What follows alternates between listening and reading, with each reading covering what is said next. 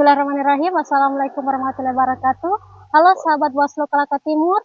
Selamat datang di Ngawas Podcast episode 3. Kembali bersama saya Rilda Binti Jari selaku host yang akan menemani kamu kali ini. Tema podcast kita kali ini yaitu peran sekretariat di balik layar pengawasan pemilu. Kalau kita bicara soal pengawasan pemilu, biasanya yang terbayang adalah para pengawas di lapangan, mereka yang memantau TPS, mengawasi proses kampanye hingga memastikan tidak adanya pelanggaran. Tapi tahukah kamu bahwa ada tim penting di balik layar yang memastikan semua itu berjalan dengan lancar? Ya, mereka adalah sekretariat. Sekretariat ini mungkin jarang terlihat, tapi perannya sangat krusial. Mereka adalah mesin penggerak yang mendukung kerja para pengawas. Tanpa mereka, pengawasan pemilu tidak akan berjalan efektif. Lalu, apa saja sih sebenarnya tugas sekretariat? Oleh karena itu, mari kita bahas di kesempatan kali ini bersama narasumber saya yang sangat inspiratif dan juga luar biasa, yaitu Bapak Ridwan Esos MAP. Selamat sore, Pak Ridwan. Sore. Gimana kabarnya hari ini, Pak? Alhamdulillah sehat-sehat walafiat. Rileks ya, Pak? Alhamdulillah rileks. Oke, mungkin sebelum kita lebih jauh, saya selaku host dan juga mungkin Bapak narasumber mau mengucapkan minal aidin wal faizin, mohon maaf lahir dan batin karena ini baru beberapa hari setelah lebaran ya Pak. Ya. Jadi seharusnya kita bermaaf-maafan lah. Siap. Ayo. Nah sebelum kita lanjut Pak, mungkin saya mempersilakan terlebih dahulu Bapak Ridwan untuk memperkenalkan diri. Selama ini jabatannya di Bawaslu Kolaka Timur itu apa Pak? Makasih. Assalamualaikum warahmatullahi wabarakatuh. Nama saya Ridwan Esos MAP. Jabatan saya Kepala Sekretariat Bawaslu Kabupaten Kolaka Timur. Menjabat di sini sejak tahun 2003 sampai sekarang. Wah, sudah lama juga ya Pak? Alhamdulillah sudah kurang lebih 3 tahun. Jadi Pak Ridwan Esos MAP ini adalah Kepala Sekretariat Bawaslu Kabupaten Kolaka Timur yang memimpin sekretariat di Bawaslu Kolaka Timur ya Pak? Ya. Ya, baik. Mungkin pertanyaan pertama Pak, apa itu sekretariat dalam struktur Bawaslu? Sekretariat itu adalah suatu organisasi yang bernaung di lembaga Bawaslu yang dipimpin langsung oleh Sekretaris Jenderal. Ya Pak. Itu dari Sekretaris Jenderal dia turun ke Kepala Sekretariat Bawaslu Provinsi, baru ke Kepala Sekretariat Bawaslu Kabupaten Kota. Nah, kemudian apa tugas utama sekretariat itu? Tugas utama sekretariat itu inti pokoknya adalah sebagai supporting system bagi komisioner Bawaslu. Nah, itu bekerja, tugas utamanya adalah menghandle segala sesuatunya seperti administrasi dan keuangan. Nah, di samping itu, kenapa ada dibilang di belakang layar? Karena sekretariat Bawaslu itu memang tulang punggung daripada kerja-kerja Bawaslu. Betul sekali Pak. Seperti satu contoh, ada pengawasan. Karena jumlah komisioner yang terbatas, maka kami menyebar seluruh staf sekretariat untuk mengawasi, Untuk membantu komisioner mengawasi tahapan-tahapan pilkada maupun pemilu. Seperti yang saya bilang di awal tadi Pak, sekretariat itu adalah mesin penggerak yang mendukung para pengawas. Nah, menurut Bapak, kenapa peran sekretariat ini menjadi sangat penting? Sangat pentingnya karena semua pegawai sekretariat itu harus siap diterjunkan ke lapangan. Satu contoh seperti ada seperti pengawas desa atau pengawas kecamatan yang memang tidak bisa menjalankan tugas, maka sekretariat kabupaten itu harus siap terjun menggantikan PKD, pengawas desa atau pengawas kecamatan itu. Ya. Kemudian apa-apa saja nih pekerjaan yang dilakukan sekretariat di balik layar, Pak? Ya, itu seperti kalau ada penanganan pelanggaran, nah itu dibahas dulu di tahap sekretariat, setelah itu diajukan ke pimpinan komisioner. Nah, nanti yang memberikan persetujuan atau tidak, oke atau tidaknya itu setelah kajian dari komisioner hasil pleno bertiga. Gitu. Um, Kemudian nih Pak, bagaimana sekretariat itu mendukung kerja pengawasan di lapangan, Pak? Mungkin Bapak bisa memberikan salah satu contoh. Satu contohnya pengawasan itu kalau ada contoh apa ini kampanye. Nah, di kampanye di lapangan itu kan ada beberapa calon dia kampanye beberapa tempat juga. Kadang bersamaan, kadang berpisah. Jadi disitulah uh, seluruh staf sekretariat itu kami berikan tugas untuk mengawasi terjadinya pelanggaran-pelanggaran utamanya money politik atau netralitas ASN. Jangan sampai di dalam kampanye itu ada tim sukses dia tapi sebagai ASN. Betul sekali. Jadi peran sekretariat itu salah satunya itu mendukung secara administratif dulu ya Pak. Misalnya mengeluarkan surat tugas terutama sebelum kita terjun ke lapangan dalam mengawas dan kemudian juga mengurus support system kita di lapangan. Misal mungkin identitas seperti ID card atau yang lain-lain ya Pak. Nah, makanya itu setiap kami tugaskan kami punya staf atau sebagai sekretariat itu harus tetap memakai minimal rompi Bawaslu untuk dikenal dengan topinya dan tetap ada surat tugas dipegang. Jangan sampai ada kendala-kendala di lapangan. Dan inilah sebenarnya salah satu tugas dari sekretariat ya Pak. Siap. Yaitu seperti yang dikatakan tadi Pak Kasek, yaitu seperti ID card, surat tugas, kemudian rompi-rompi itu semua kan disediakan oleh sekretariat ya Pak. Alhamdulillah dalam hal ini Bawaslu selalu menyediakan hal itu karena memang itu terkait keselamatan petugas kami juga di lapangan. Karena kami itu Bawaslu itu selalu mengutamakan keselamatan kerja. Iya betul Pak. Karena jangan sampai kita terjun di lapangan tidak memakai identitas, kita dikiranya bukan pengawas. Iya, nanti Pak, ada apa-apanya di lapangan kita ya tetap juga kita sasarannya. Betul sekali Pak. Jangan sampai pas kita ingin melakukan atau mengawasi orang-orang malah ini bukan Bawaslu ini karena nggak punya penanda identitas. Iya, dan itu adalah salah satu tugas sekretariat yaitu menyiapkan itu ya Pak. Ya.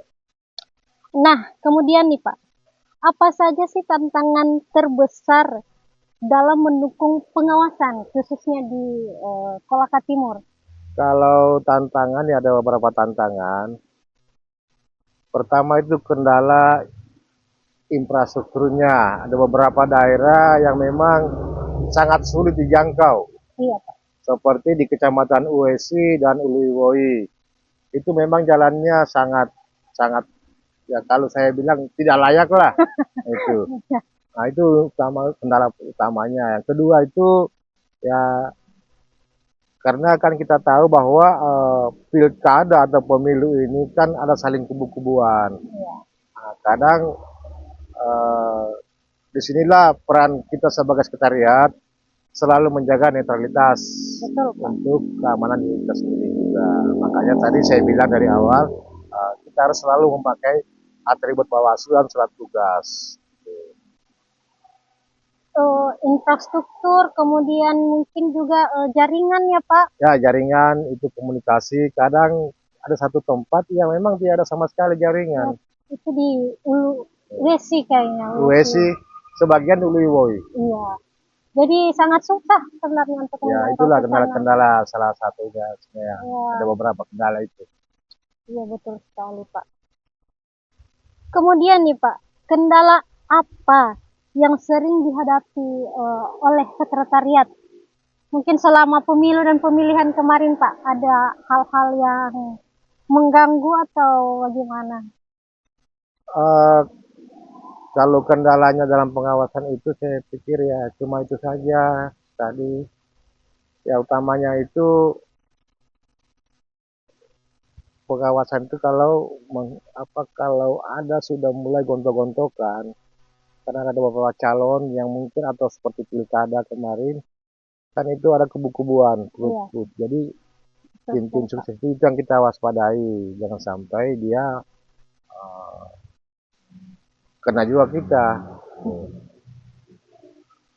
Jadi kalau konflik internal nih Pak, ada nggak selama konflik internal?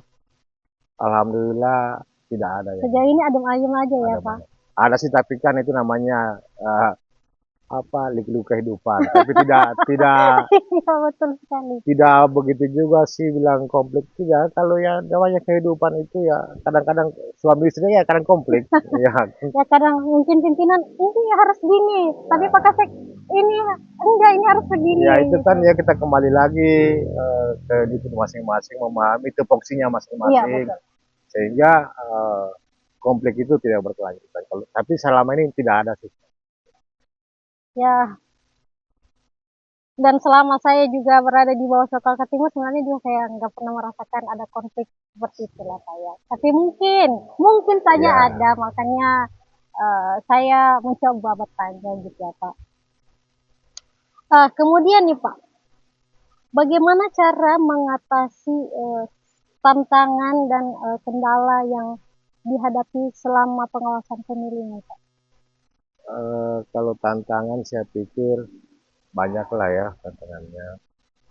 Tapi kami sebagai petugas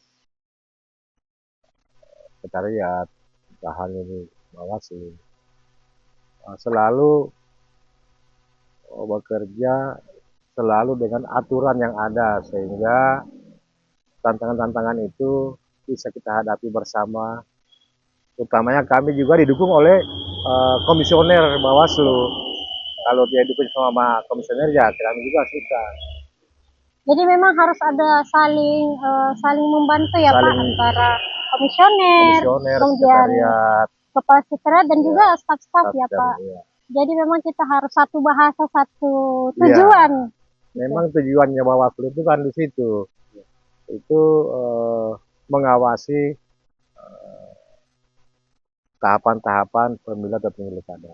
Iya. Dan memang ini memang harus hal yang sangat penting lah Pak, yang harus kita perhatikan ya Pak. Jangan sampai kita saling bentrok begitu. Kalau bentrok sesama kita tidak mungkin lah, karena tujuannya kita mau baik komisioner ataupun sekretariat, satu, mensukseskan pemilu-pemilu kada. Dan itu juga sama sesuai undang-undang yang ada, bukan dibuat-buat. Itu memang undang-undang yang berlaku di Indonesia. Ya, betul sekali Pak. Nah, apakah ada pengalaman menarik Pak selama tahapan pemilu atau pemilihan ini Pak?